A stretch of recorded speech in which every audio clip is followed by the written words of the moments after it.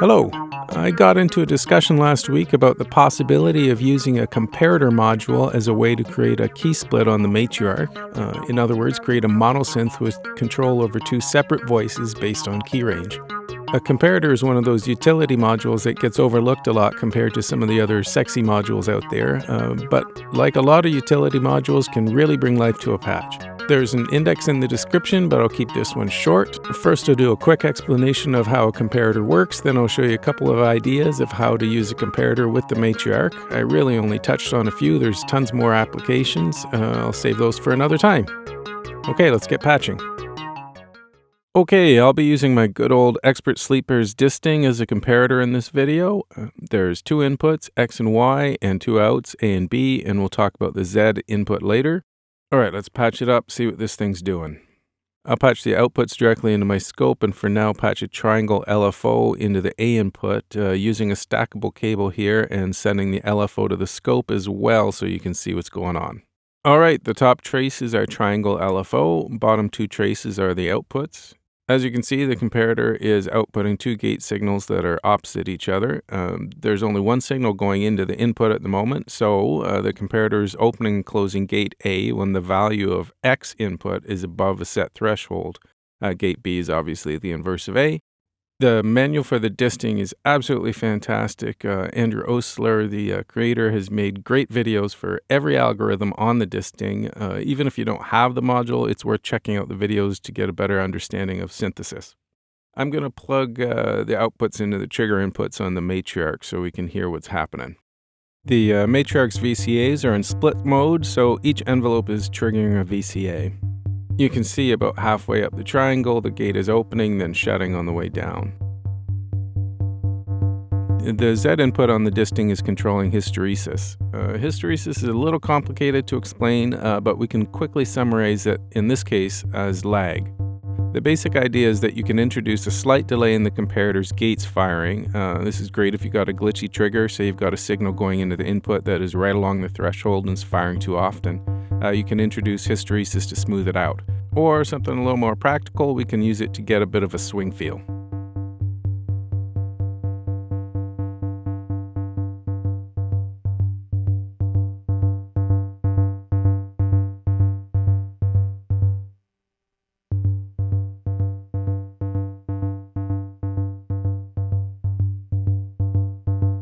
The threshold, or I guess offset's what it's actually called, can be adjusted for X and Y. It's pretty simple to understand. I keep calling it threshold because it's easier for me to understand it if I think of it as the point or CV value at which the gates are triggered. Let's check that out.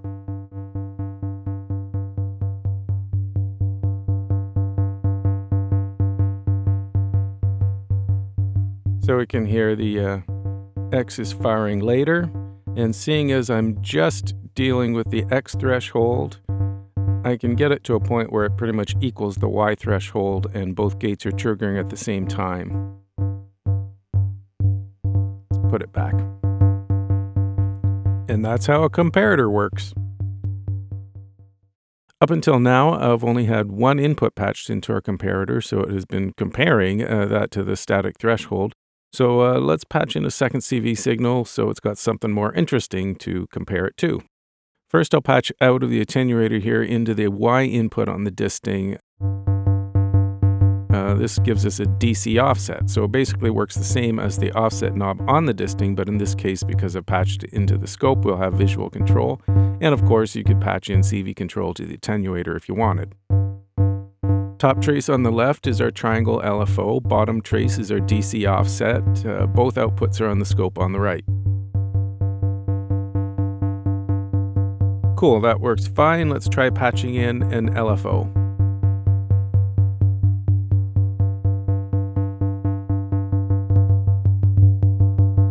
These LFOs aren't synced, so I'm getting some jittery rhythms. If I'm careful, I can probably get them close.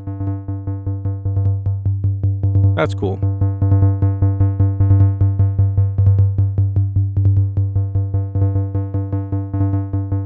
Kind of gamelan-ish, rhythms moving in and out of phase. Neat. Okay, obvious application of this is percussion. Let's patch up a quick snare and kick. This is very similar to the Key Split MIDI patch I did a few weeks ago, but I'll talk you through it anyway. Set the VCA to drone mode. Using a mult cable, patch the envelope generator out to the VCA input as well as a filter input. Do that on both sides, so we'll have two signal paths with two independent filters and VCAs. To separate the voices, we're going to patch mixer out into filter in 1 and only turning up the sounds I want in the mixer, in this case oscillator 1 and 2. This will be my kick. Patching the noise out from modulation bank to an attenuator, which will act as volume control, and then into the other filter input.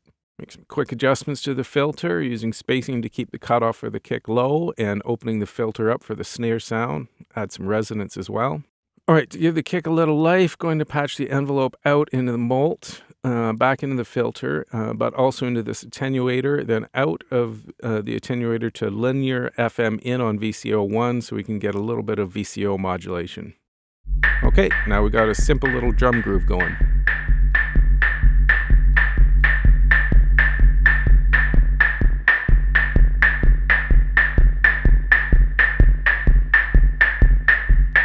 Playing with hysteresis can introduce some lag and give our snare a little bit of a lazy feel.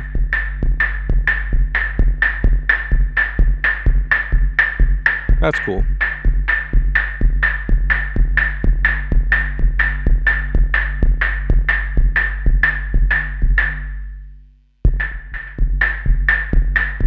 Okay, let's patch that sine wave into the Y input and see if we can get some wonky jittery beats happening.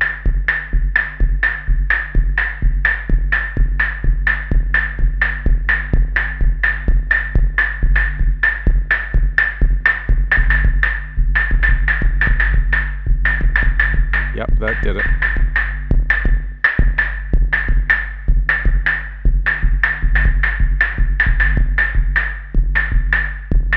All right, that's cool. Worth some exploring later. I could sync the LFOs if I wanted a more repetitive rhythm, but just leave it for now. We get the idea. So on to the next patch. All right, so this patch is identical to the polyphonic MIDI key split patch I posted earlier, but here's a quick review. Voice 1 is oscillators 1 and 2, so patch the mixer out to VCF1 in. From there, everything's taken care of internally from the matriarch, so VCF1 is normal to VCA1 and to delay 1. Envelope generator 1 is multed and sent to VCA1 CV in and to an attenuator, which is then sent to the VCF1 CV in, so the attenuator controls the envelope filter mod amount. Voice 2 is oscillators 3 and 4. We're going to bypass the mixer by patching them into a mult and then to an attenuator. So the attenuator is then the volume control. From there we go into VCF2. The rest of the signal chain is the same as voice 1. In this patch, triggers for envelope generators 1 and 2 are the outputs of our comparator, outputs A and B. I'm sending the stepped triangle wave from the mod bus to the comparator input. The stepped triangle is synced internally to the matriarch's clock, so it'll be in time with the arpeggiator or sequencer if we want to use them, and we will in this case. The sounds we get from this patch will be somewhat similar to the sounds we'd get if we just set up the matriarch in round-robin mode and use the arpeggiator, although by using the comparator, we're going to have way more control over which voice plays what.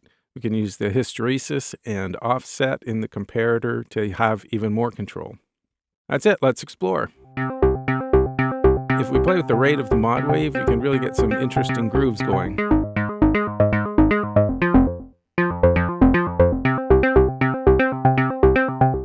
At the moment, I've just got the arpeggiator in 2-octave mode and playing single notes.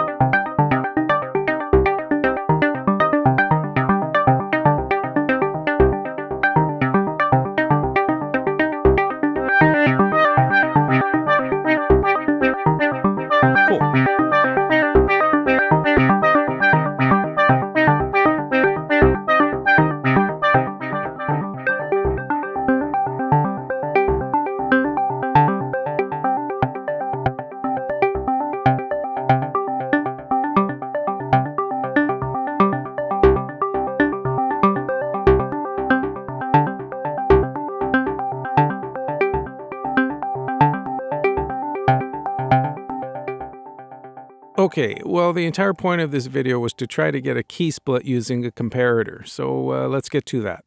So we're going to patch the keyboard CV out from the back of the Matriarch into the comparator and the gates out of the comparator to the trigger inputs on the envelope generators. The idea is the comparator will look at the pitch CV coming in from the Matriarch, and depending on where the threshold is set, will send gates to the trigger of our low or high voice.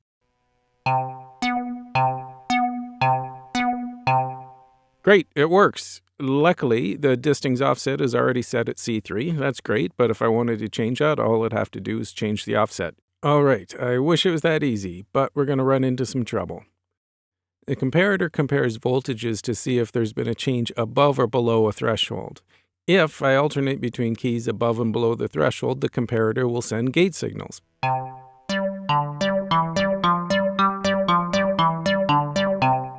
But if we try to play a bunch of consecutive notes without crossing the threshold, the comparator will not send a new gate signal. It's already done its job. It's made sure that it haven't crossed the threshold.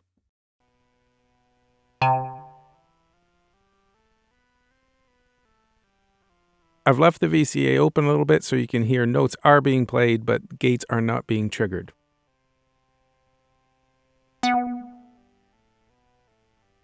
Good news, there's an easy enough fix. All we need to do is send the gate CV out of the comparator to two different VCAs. We're out of VCAs on the Matriarch, so we'll use the voltage-controlled attenuators as VCAs.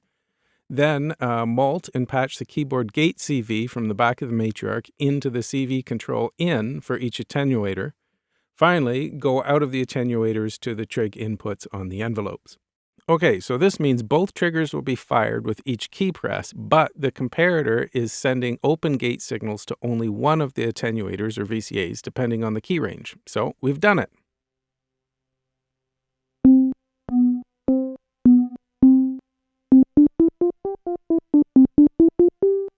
Bit clicky, but with some changes of the envelope, can probably sort that out. But we've lost filter modulation because we had to use the attenuators as VCAs. So let's use some inline attenuators and patch up some filter modulation. Finally, I'm going to go into global settings, A#2, D#0, and D0. Now, keyboard CV will mirror the ARP CV, so we can use the arpeggiator or the keyboard. Cool, a key split mono synth using a comparator. Let's turn on the arpeggiator and see how it works.